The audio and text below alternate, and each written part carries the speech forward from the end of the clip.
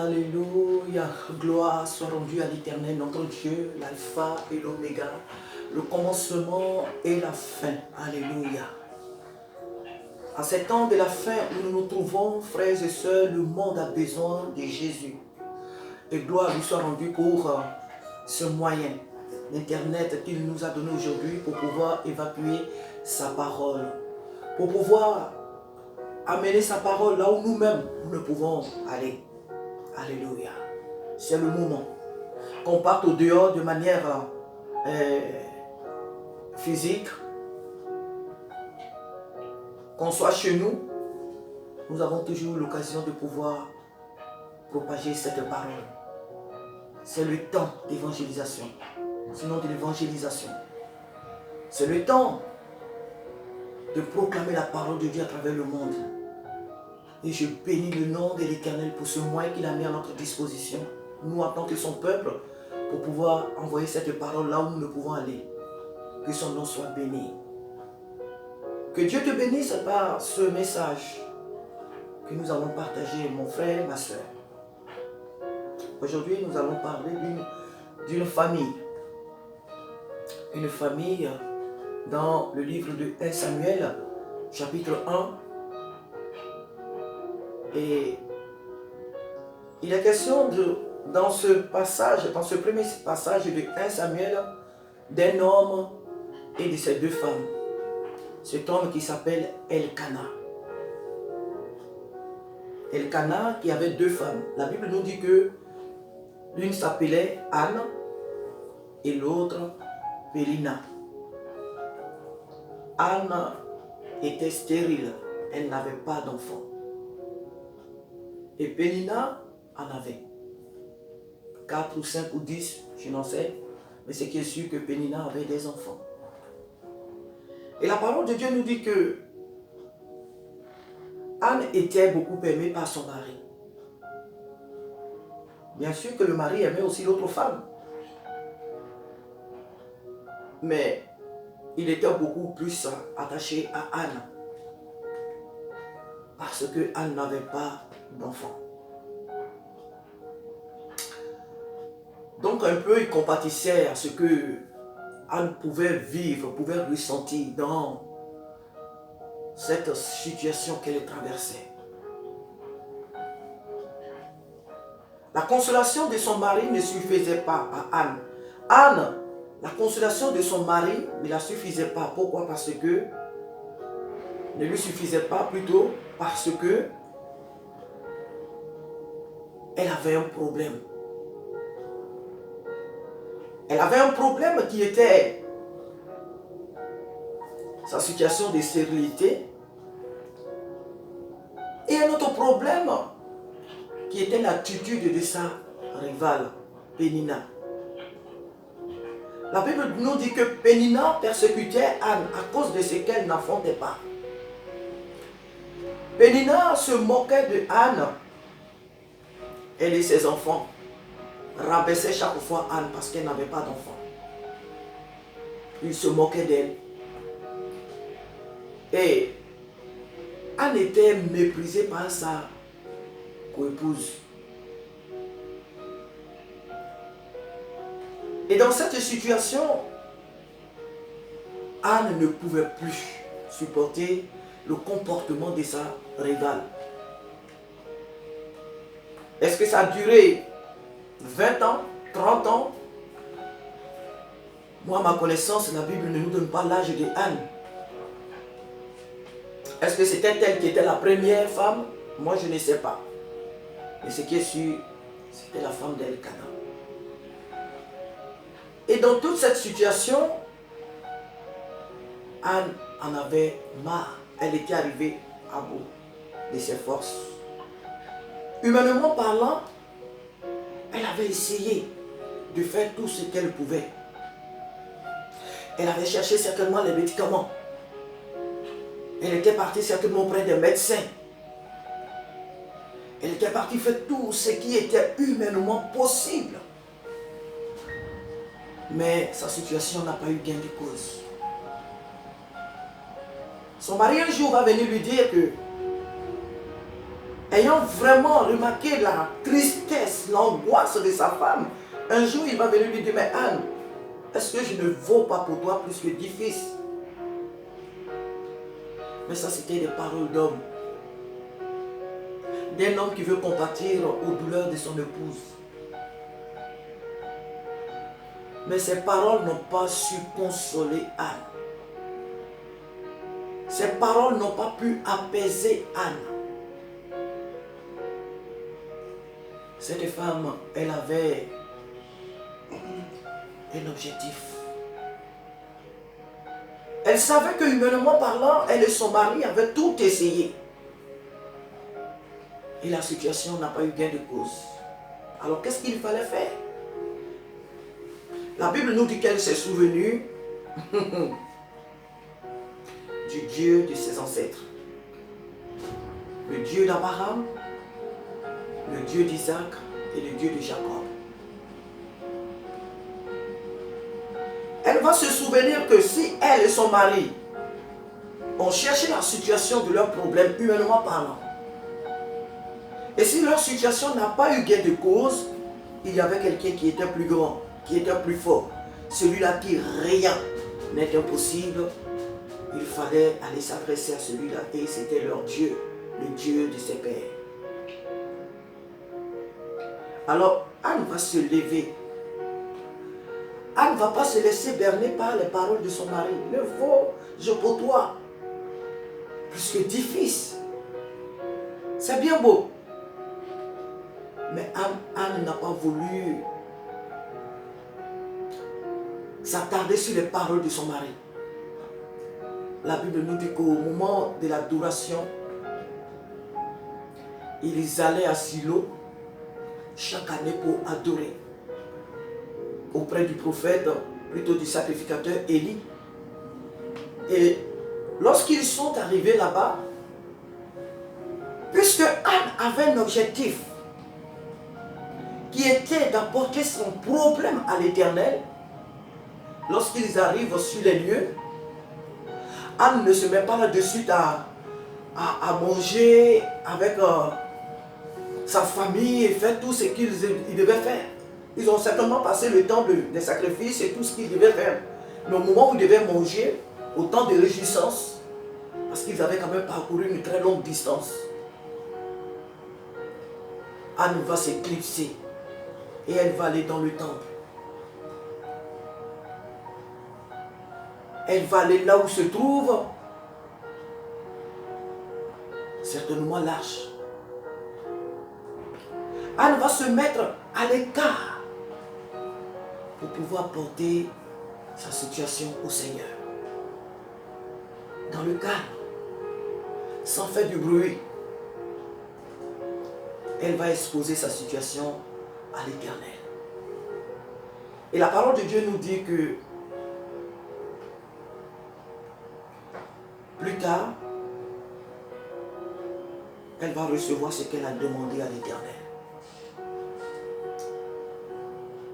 Sur quoi je voudrais attirer ton attention ce matin, c'est que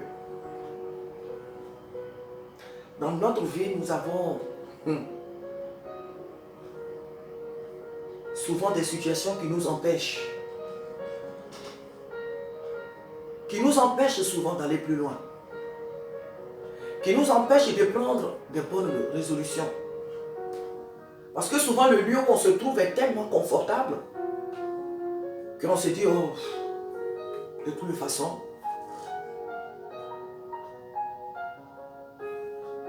ce que je voulais, je l'ai déjà, donc pourquoi chercher encore autre chose? Anne avait son mari qui lui donnait tout ce qu'elle voulait.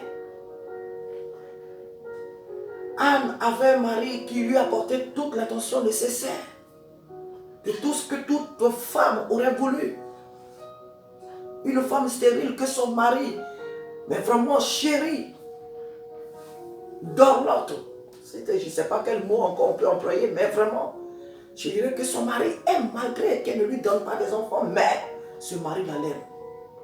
Anne pouvait dire, mais écoutez, donc, écoute, si je voulais avoir des enfants, c'était surtout pour faire aussi plaisir à mon mari, pas moi seul. Mais si déjà lui, il n'est pas gêné du fait que je n'ai pas d'enfant, mais c'est pas grave. C'est le ciel qui l'a, c'est Dieu qui m'a fait comme ça, donc je reste dans ma situation. Anne ne s'est pas contentée des paroles de son mari. Mais la Bible nous dit qu'elle se leva et elle alla au pied de l'Éternel, au temps de l'adoration, des sacrifices, pour exposer son problème. C'est parce que Anne s'est levée. C'est parce que Anne a pris la décision de se lever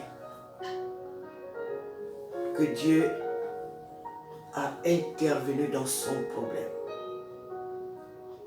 C'est vrai, nous avons souvent des situations et puis on se dit, oh Dieu me voit. Oh le Seigneur sait que je traverse telle situation. Il va agir. Je sais que cette situation-là que je vis depuis des années, Dieu va agir. C'est vrai. Mais ça, c'est des phrases qu'on dit lorsqu'on sait qu'on a fait tout ce qu'on devait faire. Lorsqu'on est convaincu, lorsqu'on a reçu la conviction d'avoir fait tout ce qui était nécessairement, tout ce qui nous était possible. C'est lorsqu'on a compris que on a suffisamment prié, que l'Esprit de Dieu nous a maintenant donné la conviction que mon fils, ma fille, laisse-moi maintenant faire les choses à ma manière. Laisse-moi maintenant faire les choses. Toi, mets-toi au repos. C'est moi qui vais agir. Ne t'inquiète pas. Quand on a cette conviction de la part du Seigneur, alors on peut passer à autre chose. En disant que le Seigneur m'a convaincu que c'est lui maintenant qui prend la relève, alors moi, je peux passer à autre chose. Mais on ne dit pas comme ça, tant qu'on n'a pas eu cette conviction, on ne dit pas comme ça, non, cette situation que je traverse, Dieu va agir, Dieu va intervenir. Donc, écoute, je suis chrétienne, j'ai accepté Jésus comme mon Seigneur et mon Sauveur. Donc, écoute, cette situation, je la laisse comme ça. Dieu va agir. Donc, je reste les mains croisées, Dieu va agir. Dieu agira que lorsque tu vas te lever. Dieu interviendra lorsque toi, tu vas te tenir debout. Dieu va agir lorsque toi, tu vas l'appeler. Il dit, invoque-moi dans Jérémie et je te répondrai. Invoque-moi et je te répondrai. Et je t'annoncerai des grandes choses, des choses cachées que tu ne connais pas. Invoque-moi d'abord. Pour que je t'annonce des choses cachées, il faut d'abord que tu m'invoques. Il faut d'abord que tu m'appelles. Dieu n'est pas un dictateur. Dieu n'est pas un dictateur. Il ne s'impose pas comme ça dans nos vies. Dieu collabore toujours avec notre volonté. Le Seigneur collabore avec nous, notre volonté.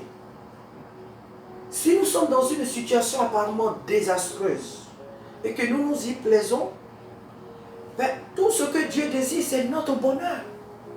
Donc si on vit dans une situation même qui est mauvaise, mais que nous-mêmes, ça ne nous dérange pas, mais d'accord, il s'y retrouvera avec nous, puisque ça nous plaît. Il nous laisse. Mais le jour qu'on va se lever pour dire, mais attends, ce que je suis en train de, là où je vis, mais ce que je suis en train de traverser, ce n'est pas normal, il faut que Dieu vienne à mon secours. Et il viendra. Parce que tout ce qu'il désire, c'est que toi et moi, nous soyons heureux. C'est pourquoi je voudrais t'exhorter ce matin, mon frère, ma soeur, à te lever de là où tu es. Ne dis pas que le Seigneur va agir. Ne dis pas que le Seigneur va intervenir. Le Seigneur attend que tu cries à lui. Le Seigneur attend que tu l'appelles. Il dit, je me tiens à la porte et je frappe. Si quelqu'un entend ma voix, alléluia. Si quelqu'un entend ma voix et qu'il m'ouvre, j'entrerai chez lui. Je souperai avec lui et lui avec moi.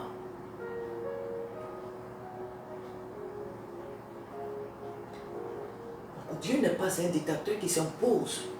Non. Il attend notre collaboration. Dieu veut notre participation. Dieu attend qu'on lui donne le feu vert dans tout ce que nous faisons. Dans tout ce que nous entreprenons. Dieu aime qu'on lui donne la permission. Le Seigneur veut que tu te lèves. La situation que tu vis a certainement perduré. Dieu veut que tu te lèves et que tu l'appelles. Jusqu'à ce qu'il te dise, j'ai entendu, tu peux te reposer. Je m'en charge. J'ai entendu ton cri. J'ai entendu ton appel. Tes prières sont parvenues jusqu'à moi. Repose-toi. Je viens. Dieu veut que tu l'appelles jusqu'à ce qu'il te parle, jusqu'à ce qu'il te donne la conviction. Oh, alléluia. Lorsque Anne est allée prier pour sa situation, la Bible nous dit que le sacrificateur Élie pensait qu'elle avait prié, qu'elle était ivre. Le sacrificateur a pensé que cette femme faisait du n'importe quoi. Mais lorsque Anne va ouvrir la bouche pour lui dire que non, ta servante n'est pas ivre de vin ou je ne sais, mais là elle a un problème, une douleur qu'elle est en train de répandre devant l'Éternel. À l'instant même, Dieu a répondu à Anne. Pourquoi? Parce que l'homme de Dieu, celui qui est le serviteur de Dieu, va dire à Anne, ma fille, que le Seigneur entende tes cris. Que le Dieu vers lequel moi je résume en le Dieu à qui tu cries, qu'il t'exauce, qu'il te donne ce que ton cœur désire. Va en paix. Donc là, par la bouche du sacrificateur, Dieu venait de répondre à la prière de Anne. Elle n'avait plus à entendre d'abord des rêves ou des signes quelconques. Non, là, sur le champ, Dieu venait de lui donner la solution à son problème. Dieu agit dans nos vies d'une manière ou d'une autre comme il veut, autant qu'il a marqué lui-même. Mais Anne venait de voir, d'avoir la solution à son problème. Elle s'est levée et elle est venue au pied de l'Éternel. Il faut que tu te lèves. Il faut que nous nous levons. Il faut venir au pied du Seigneur. Il dit, faites-moi connaître vos besoins par des prières et des supplications. C'est sa parole. Alors si tu te lèves, le Seigneur viendra. Si tu l'appelles, il viendra. Si tu traverses des moments difficiles, si tu as des problèmes, et que tu ne l'appelles pas, il ne viendra pas. Il ne viendra pas. Si tu ne l'appelles pas, il ne viendra pas. Mais si tu l'appelles, sois certain qu'il viendra à ton secours. Mais il attend que tu te lèves. Dieu attend que tu te lèves. Alléluia. C'était là la petite exhortation que je voulais partager avec toi, mon frère, ma soeur, pour te dire que voici notre soeur Anne qui avait une situation. Sa rivale la méprisait avec ses enfants. Mais l'homme qui l'avait épousée l'aimait. L'homme qui l'avait épousée l'aimait. Au point même que lorsqu'il faisait des cadeaux, la Bible nous dit, il donnait à Anne une double portion. Donc cette femme dans cette situation pouvait dire que, cette soeur plutôt dans cette situation pouvait dire, non mais écoute, je suis à l'aise. Enfant c'est quoi? Je suis à l'aise. Donc qu'est-ce que je vais chercher d'autre? Mais Anne ne s'est pas assise. Elle ne s'est pas, comme je viens de le dire, ne s'est pas contentée des paroles de son mari. Parce que moi, je pense que elle s'est aussi dit souvent que, elle s'est dit peut-être que le mari même, c'est bien, il est toujours chez moi, il me donne la double portion, c'est vrai. Mais est-ce que c'est pas parce que quand il arrive chez moi, il n'y a pas d'enfant qui crie dans ses oreilles, il n'y a pas quelqu'un qui l'embête et tout ça, là, qu'il se retrouve qu'avec moi. Et ce n'est pas pour cela qu'il est même. Parce que quand il va de l'autre côté, chez la rivale, les enfants crient, les enfants tournent autour de lui. C'est bien, il trouve cela bien. Mais en même temps, quand il arrive chez moi, c'est pour lui un lieu de repos où personne ne le dérange. Mais ce n'est pas une bonne manière de faire. Donc, Anne a analysé l'amour que son mari avait pour elle. Elle a vu tous les aspects de cette attitude. Ne vaut-je pour toi plus que 10 fils? Ça signifiait beaucoup de choses pour Anne. Et Anne n'a pas voulu rester là. Et elle s'est levée. Tu es peut-être confortable dans une situation où tu ne vois pas le danger que tu cours. Parce que pour toi, tu crois que tu es assez, tu es bien. Donc tu ne vois pas le danger qui arrive. Anne a vu qu'il lui fallait des enfants. Que dans un foyer, il faut qu'il y ait des enfants. C'est la volonté de Dieu qu'il y ait des enfants dans un foyer. C'est le plan de Dieu qu'il y ait des enfants dans un foyer, dans un couple. Anne voulait connaître aussi le bonheur d'être mère, d'allaiter des enfants, d'avoir des héritiers,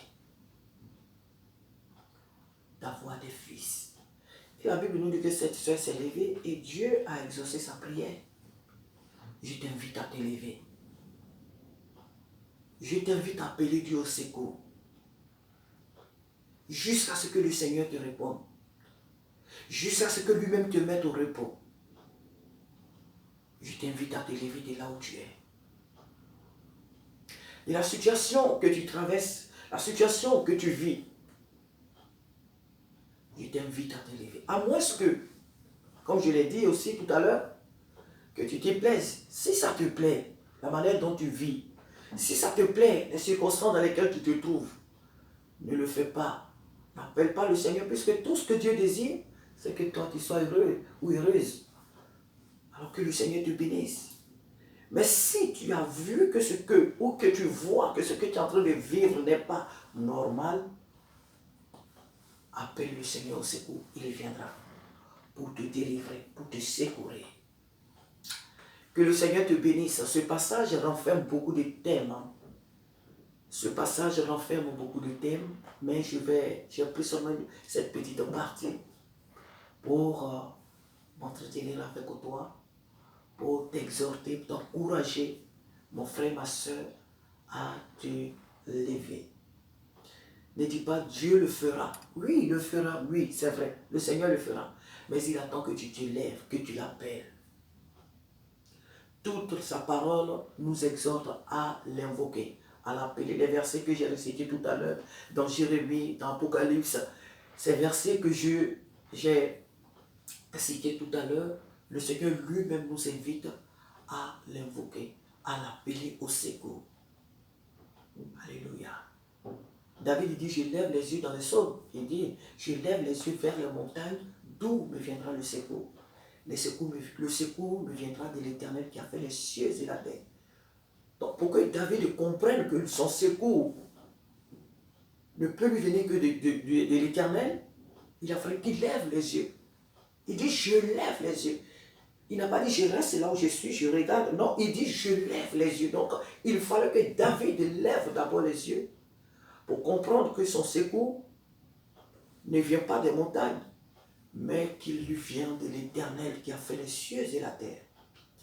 Nous avons toujours notre part de responsabilité, notre part de contribution plutôt, dans ce que nous devons, de ce qui doit nous arriver. de ce que nous voulons que le Seigneur fasse dans notre vie, nous devons entreprendre une action, celle-là qui est appelée l'Éternel. Alléluia. Que le Seigneur te bénisse. Mes mots ont été certainement, comme j'aime souvent le dire dans mes vidéos, mes mots ont été peut-être faibles. Prends dans ce message ce qui est à toi. Moi, c'est ce que je fais quand je vais dans une église, quand je suis invité dans une église et que le prédicateur donne la parole. Je prends ce qui me concerne. Ce n'est pas tout le message que je prends, mais je regarde dans ce message, puisqu'avant de sortir de chez moi, j'ai prié, j'ai dit Seigneur, je vais à l'église, je veux que tu me parles. Donne-moi de saisir la part que tu as réservée pour moi. Donc, depuis le début du culte, que ce soit par les messages, s'il y a des prophéties, tout jusqu'à arriver au message, j'essaie de voir dans tout cela, le message que Dieu a pour moi et j'ai saisi la part qui est à moi. Alléluia. Donc, dans ce que le Seigneur m'a mis à cœur de partager avec toi, je voudrais que tu saisisses pour ta part. Les mots ont été faibles, je le dis. C'est un grand passage qui renferme beaucoup de termes. On pourrait voir le côté de Pénina. Qu'est-ce que ça signifie? Qui est cette femme? Elle est certainement sa rivale, mais spirituellement parlant, quel est l'aspect du côté de, comment on appelle, que représente Pénina et ses enfants dans la vie de Anne, dans la vie comment on appelle, de Elkana. C'était sa femme. Mais spirituellement parlant, qui est cette femme? Spirituellement parlant, qui est Elkana? On pourrait décortiquer tout ceci. Mais je prends que ce petit aspect que le Seigneur me permet de t'apporter. Et donc le thème de cette exhortation, c'est tout simplement, lève-toi. Lève-toi, mon frère, ma soeur. Ne te lève pas pour aller dans tous les sens. Ne te laisse pas pour te morfondre. Ne te lève pas plutôt pour pleurer ou pour aller dans tous les sens. Non, lève-toi pour aller au pied du Seigneur comme Anne. C'est là que se trouve la solution de ton problème. Lève-toi et va au pied du Seigneur. C'est là que se trouve la solution de cette situation que tu traverses. Si tu te lèves, le Seigneur viendra. Si tu l'appelles, il viendra. Si tu vas à ses pieds, il est ce Dieu-là qui est toujours au rendez-vous que nous lui donnons. Dieu est toujours au rendez-vous. Alléluia. Donc que le Seigneur te fortifie, que le Seigneur t'aide, que le Seigneur te console, qu'il t'affermisse. Ne dis pas, souvent on pense que quand on nous dit de prier, on pense que quand on va dans la présence de Dieu, c'est pour rencontrer n'importe quoi. Même si c'est deux mots. Même si c'est deux mots que tu dois dire. Anne avait tellement mal que cette femme ne gesticulait pas dans tous les sens. La Bible nous dit que c'est son cœur qu'elle avait répandu devant Dieu. Donc tu peux aller dans la présence de Dieu sans toutefois parler. Tu peux aller dans la présence de Dieu sans toutefois dire quoi que ce soit. Dis tout simplement ce que tu as à dire à Dieu. Moi ici, quand mes enfants ont faim, ils ne vont pas dans tous les sens. Maman, on a faim. Maman, on veut du lait. Maman, on veut du pain.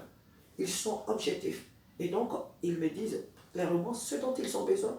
Et donc, quand je vais faire les courses, je sais de quoi mes enfants ont besoin. C'est la même chose avec Dieu. On ne va pas devant Dieu lorsqu'on a besoin d'une chose et on parle d'une autre chose. Non. Lorsque tu viens à ses pieds, il n'a pas besoin. Lui-même d'ailleurs, en quoi je crois, il nous le dit dans Matthieu. Le Seigneur nous dit dans Matthieu que lorsqu'on vient dans sa présence, il faut éviter de multiplier des paroles, pensant qu'à force de parler, on va être exaucé. Nous avons qu'à dire tout simplement ce pourquoi nous sommes allés dans sa présence. Et il nous exaucera. Fais de même, mon frère, ma soeur. N'aie pas peur d'aller dans la présence de Dieu. Va devant lui pour le problème que tu as. Expose-lui ton problème.